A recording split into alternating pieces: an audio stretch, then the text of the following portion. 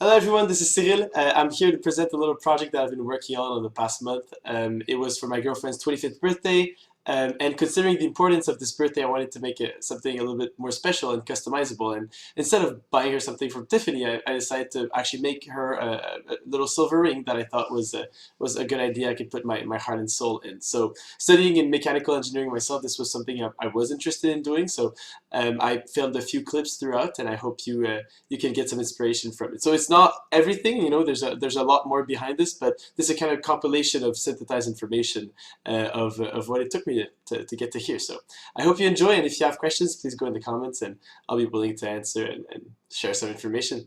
All right, enjoy.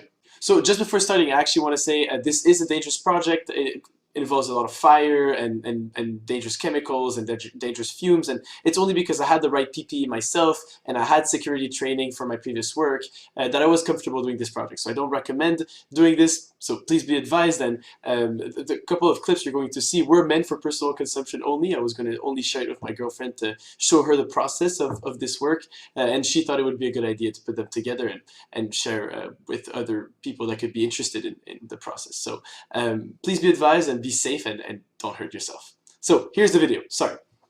So as every good engineering project starts, I started making measurements with my trusty caliper here, measuring her ring size, so I don't actually have to ask her and be suspicious by stealing one of her rings. And I used SolidWorks to make a quick sketch of what it would look like using her ring size. I then looked at some inspiration online, so I didn't have to start from scratch, because I know she has a really particular taste for her rings, and I wanted something that she would actually wear and enjoy. So she likes dainty little things, and here's me drafting sort of an idea of how I could design this. And then I used a SolidWorks once again to kind of design and CAD what this ring in 3D would look like. And I imported a model of a hand that looked a little bit like hers, so I could compare the ring next to their hand and get an idea of how it would fit. I then export the ring in STL, and I refined the mesh as much as possible to make it quite detailed. And I imported it into my favorite 3D printing program here, Cura, that allows me to 3D print with very refined layers. I then exported that to my 3D printer, which here you can see printing this ring. And the important part here is to print this ring without support, so I don't have to remove too much plastic material. But you can still see that there are some to remove. So I made a bunch of these rings so I could make some mistakes and learn along the way, and made a second version of this ring, a different version with some hexagonal shapes to make it nice and to have a second ring to give her as well.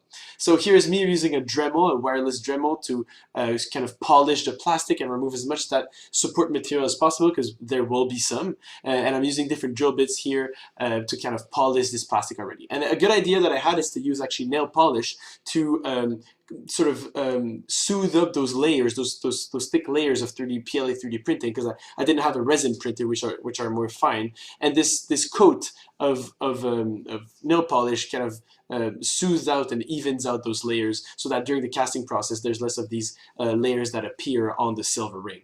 So I'm using a thing holder here and my trusty magnifying glass to look and polish them. It smelled terrible, but it was a good idea. Here's me printing the second version of the ring, and all of the rings were now properly painted.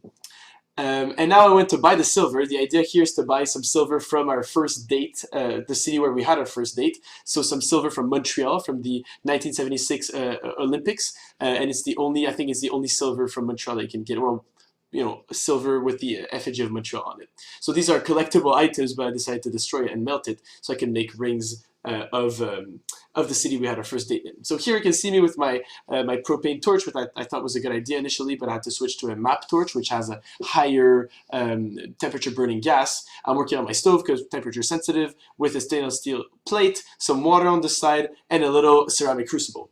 So here you can see me being extremely naive and thinking that I would be able to, yeah, well, of course, the thermal insulation. Sorry. So this is me being naive, thinking that I can just melt this silver with the torch. Of course, it gets really red. The first mistake I'm doing here is that I'm pointing the torch down, and there's liquid in the torch that pools at the bottom. So as the dip tube goes down, sometimes you can see the torch choking on itself because it doesn't get enough gas. Additionally, I'm in mechanical engineering, but I clearly forgot my heat transfer, because right now there's a huge, thermal loss that's going into the air and to the crucible and to the metal that's a big heat sink. So I couldn't melt it, but you can see I was able to deform a little bit that silver ring. Oh, sorry, silver metal. So here what I'm showing is some flux, some borax. The idea here is to first this powder will melt and make it like a coating in the crucible and allow for a smoother melting of the silver and ease the pouring. But that didn't work. So I decided to try some different methods to accelerate the melting of the silver. And here it's me using the Dremel and a grinder to kind of cut the silver in smaller parts. Because my reasoning was, of course, if it's smaller parts, then it'll be easier to melt. And as you know, as I was doing mistakes before, I'm still using the wrong propane torch, and then I'm putting it again on stainless steel for 23 minutes. Basically, huge heat sink, big waste. Even if I'm cutting in little parts, it's not working. So I kind of gave up for a moment and made my mold. So I'm using some machined steel parts here to make my mold and some Delft clay. The advantage of Delft clay is that it's a very, very, very, very fine sand, almost clay-like, that here I'm chopping off to break the little big chunks, which will interlock and keep its shape once you form it. Even when you melt, you pour melted metal inside. So it kind of makes a cast and holds the shape of that cast. And it's actually reusable, so it's kind of cheap. And so what I want to do here is hammer it down to compact it. And the more compact it is, the better resolution you have in your mold, because the more detailed, the more refined the details are. So compacting, a lot of hammering.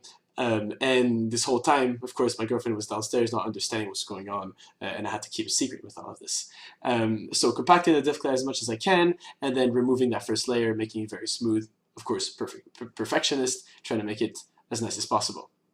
So once the Delft clay is compacted, you'll see me putting the ring on top of it, the 3D printing ring with the nail polish above, and here's me compacting the side of the ring to make it as defined as possible. I'm then using flour here instead of I should be using another type of powder, baby powder, but I didn't have that. I don't have a kid, and I don't use baby powder, so this is just me using what I have.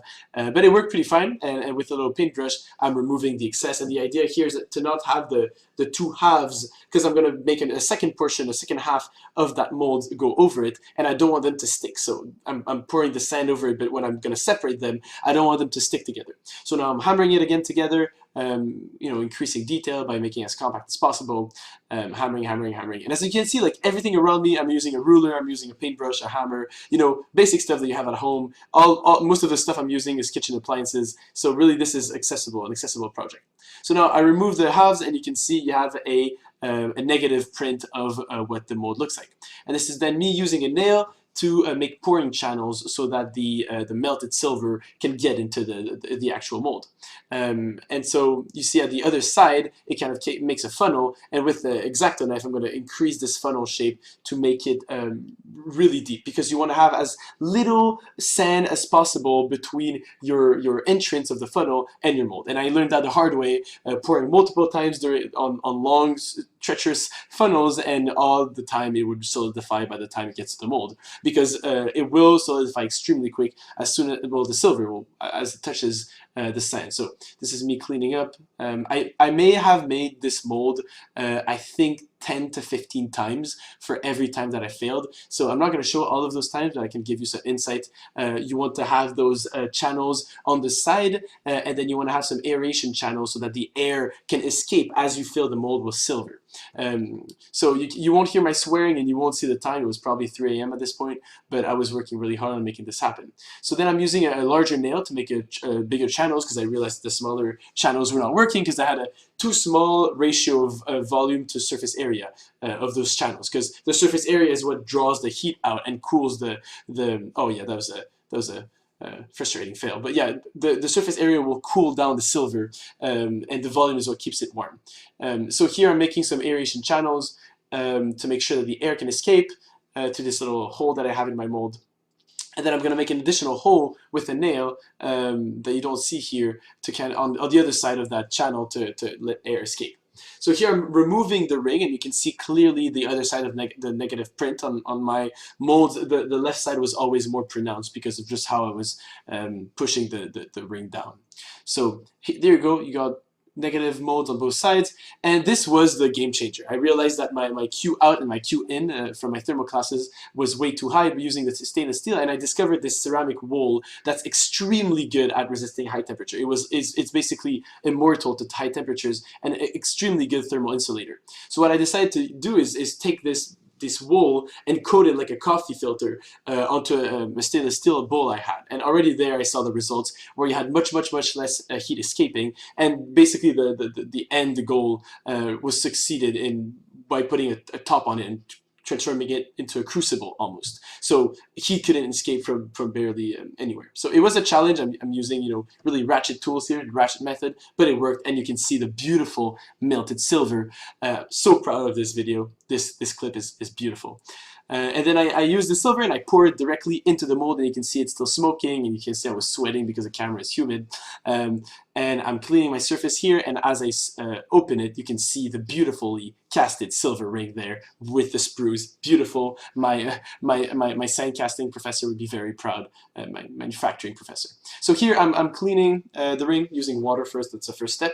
And I'm very excited here. I'm all gibberish, and I'm using a respirator here because as you're grinding down the silver, it makes a very fine mist and powder, and you kind of don't want to breathe that. So after cutting the sprues, I use the first like thick grained sort of polishing bit on my Dremel to remove the excess silver. And then I'm slowly using more and more finer grained polishing agents. So here I'm actually using an additional polishing paste, which is this red paste provided by Dremel. You know, you can use some green paste. I know they all have the red paste and the yellow paint. They all have their different grain and intensity, but this worked pretty well for me, so I kept with what came in my kit. So I'm polishing using the mesh, and you can get a better idea of how it looks like, getting some red polishing agent there and polishing it. So I ended up not completely following what the 3D print looked like initially, because it just cast it in this way, but I like what it looked like. It kind of has this little dent in the middle, which makes it adaptable for different ring sizes, so she can wear it on different fingers. Here, so I'm using my trusty ultrasonic cleaner, because as you're polishing, there's a bunch of this red agent that kind of sticks to the ring, makes it brown, and you want to clean it every time. And it's one thing rubbing it, but using an ultrasonic cleaner is the best thing. And here, what this does is that it makes ultrasonic waves, which makes little bubbles on the, from what I understand, right, my limited knowledge, makes little bubbles on the ring which explode. And when these bubbles explode with the ultrasonic waves, they detach a little bit of the dirt with them. So running it for 5 minutes at ambient temperature was enough to really make it shine. And you definitely see the difference if my orange shocks don't distract you too much. You really see the difference when I uncover it. Much shinier, much cleaner, and ready for the next day. It's still a little bit rough, so here I take a finer grain. I think this is kind of like a sort of wool, spins really fast. I add some Dremel polishing agent on it, and I just polish it for hours. Like really, this was probably 2 a.m. I was working the next day, very tired, but this was a fun project. So you can see me polishing it from all the angles. And you really want to go around in circular motions, as you may see me doing here, to not always be polishing the same side and making it flat. This magnifying glass was a great idea, honestly, because it was kind of protecting me from the little bits and pieces flying out of the Dremel. So it was an additional safety feature. So once again, every time you polish it, you put it back into the ultrasonic cleaner to get it clean. You clean your tools, and then you repeat, so that every time you really clean it and make sure that the step where you polish it, you're not putting more debris in it and encrusting it. So here, polishing now with the finest polishing bit I have with my bare hands. It was quite hot, but it gave me more control. At this point, I'm not wearing a respirator because I don't feel the need to, and this is the final result. So I made 2 rings. They're still a little bit rough, as you can see. You know, this is a high definition video. I'm not hiding the defaults, but I think it was pretty cute, and it made a good result. I'm pretty proud with. So I hope you enjoy, and see you next time with the next project.